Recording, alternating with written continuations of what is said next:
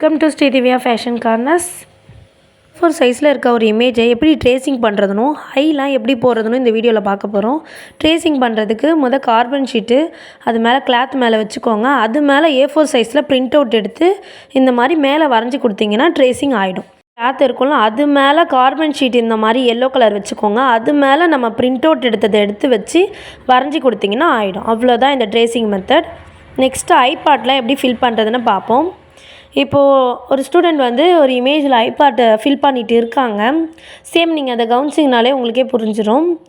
நான் ஒரு இமேஜை ட்ரேசிங் பண்ணுறது ஃபஸ்ட்டு சொல்லியிருப்பேன். நெக்ஸ்ட்டு இந்த மாதிரி எப்படி போடுறதுனா, எந்தெந்த இடத்துல என்னென்ன கலர் இருக்குதுன்னு சொல்லிட்டு இதோட கலர் இமேஜ் எடுத்துக்கோங்க. இப்போது இந்த பிக்சரில் முருகன் எடுத்திருக்காங்க. ஸோ அதோட கலர் இமேஜில் கண்ணில் நமக்கே தெரியும் பிளாக் கலர் தான். பிளாக் கலர் த்ரெட் தான் நீங்கள் யூஸ் பண்ணணும். அதுவுமே டபுளாக தான் எடுத்துக்கணும். சின்னதாக செயின் ஸ்டிச் தான் போட போகிறீங்க, வேறு ஒன்றுமே கிடையாது. செயின் ஸ்டிச் கொடுக்கணும். ஒயிட் கலரில் நம்மளோட கண் எங்கெல்லாம் இருக்குமோ அங்கெல்லாம் வெள்ளை கலர் நூல் எடுத்து ஒயிட் கலர் நூல் எடுத்து அங்கே நீங்கள் ஒயிட் கலரில் செயின் ஃபில்லிங் கொடுத்துக்கோங்க. எந்தெந்த இடத்துல என்னென்ன தேவைப்படுதோ ஜஸ்ட்டு செயின் ஸ்டிச் தான் கொடுக்க போகிறோம் சிம்பிளாக.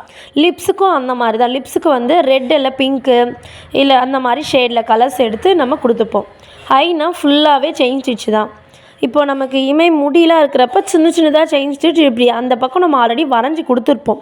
அதுக்கேற்ற மாதிரி நீங்கள் கொடுத்துட்டிங்கன்னா அழகாக வந்துடும். ஓவராக கொடுக்காம கரெக்டாக மெலிசாக கொடுத்து பாருங்கள். அது கரெக்டாக இருக்கான்னு பாருங்கள். ஈஸியாக ஃபில் ஆகிடும். உள்ளே ஒயிட் கலரில் இருக்கிற இடம்லாம் ஒயிட் கலர் த்ரெட் போட்டுக்கணும். பிளாக் கலரில் கண்ணில் எங்கெல்லாம் இருக்குமோ அங்கெல்லாம் பிளாக் கலரில் த்ரெட் போட்டுக்கணும். அவ்வளோதான், வேறு ஒன்றுமே இல்லை. இது ஐயை இப்படி தான் ஃபில் பண்ணுவோம்.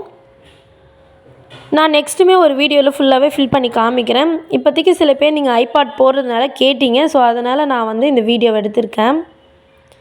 ஜஸ்ட்டு செயின் ஸ்டிச் தான். இதோட அவுட்புட் கூட நான் லாஸ்ட்டாக உங்களுக்கு ஆட் பண்ணுறேன், பாருங்கள் எந்த அளவுக்கு அழகாக இருக்குதுன்னு சொல்லிவிட்டு.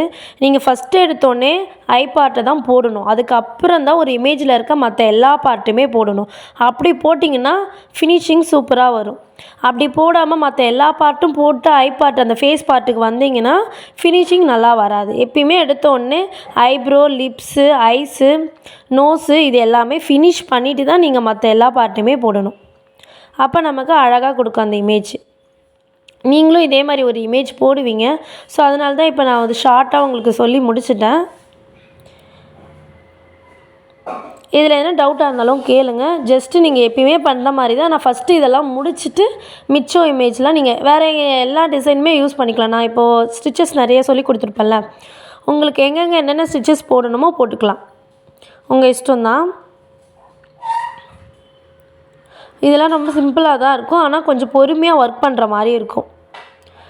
ரொம்ப சின்ன சின்ன செயின் ஸ்டிச் தான் கொடுக்கணும், பெருசாக கொடுக்கக்கூடாது. அப்படி கொடுத்தீங்கன்னா அது ரொம்ப அந்த என்ன வரைஞ்சிருக்கோமோ அதுக்கேற்ற மாதிரியே கொடுக்கணும்.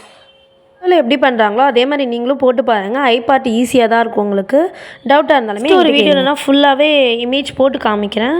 ஸோ இப்போதைக்கு உங்களுக்கு நிறைய பேருக்கு டவுட் இருந்ததுனால இந்த வீடியோவை மட்டும் நான் இப்போதைக்கு போஸ்ட் பண்ணியிருக்கேன். இந்த அவுட்புட் எப்படி வந்திருக்குன்னா அவுட்புட் இமேஜ் இந்த மாதிரி தான் கிடைக்கும் உங்களுக்குமே.